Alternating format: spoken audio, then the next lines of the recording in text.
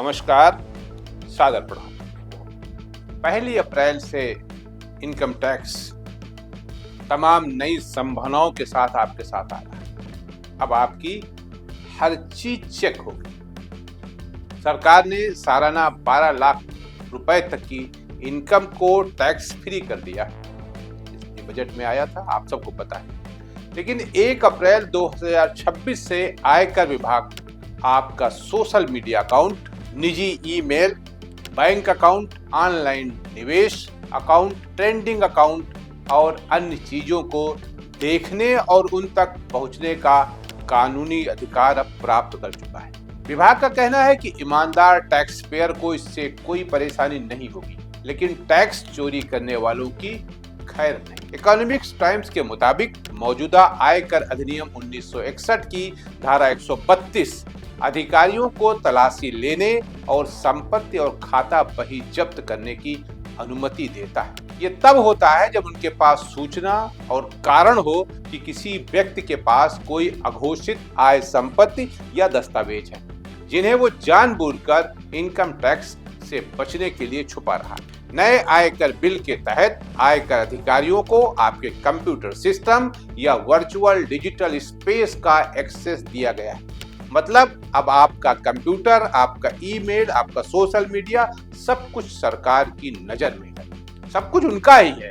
इसको आप इस तरह कह सकते हैं। आयकर विधेयक के क्लास 247 के अनुसार यदि किसी अधिकारी के पास ये मानने का कारण है कि किसी व्यक्ति के पास अघोषित आय से अधिक संपत्ति है, तो आयकर अधिनियम के दायरे में आती है, तो वो किसी भी दरवाजे, बॉक्स, लॉकर या अन्य इंस्ट्रूमेंट का ताला भी तोड़ सकते हैं।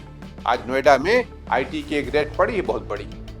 नए कानून के तहत वे किसी भी कंप्यूटर सिस्टम या वर्चुअल डिजिटल स्पेस में एक्सेस कोड को ओवरराइड करके एक्सेस भी प्राप्त कर सकते हैं।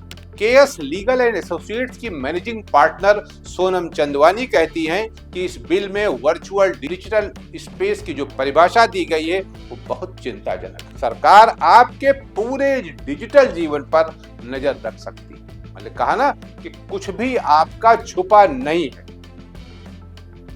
कहना यह है कि इसका गलत इस्तेमाल भी हो सकता है।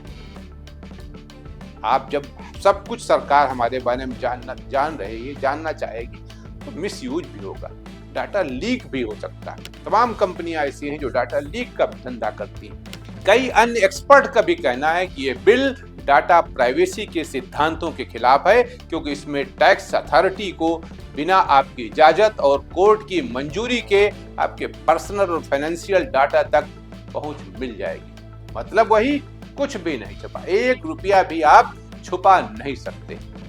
इससे आपके लोगों के प्राइवेसी राइट्स और देश के डिजिटल इकोसिस्टम पर बहुत बड़ा प्रश्न चिन्ह लगता है।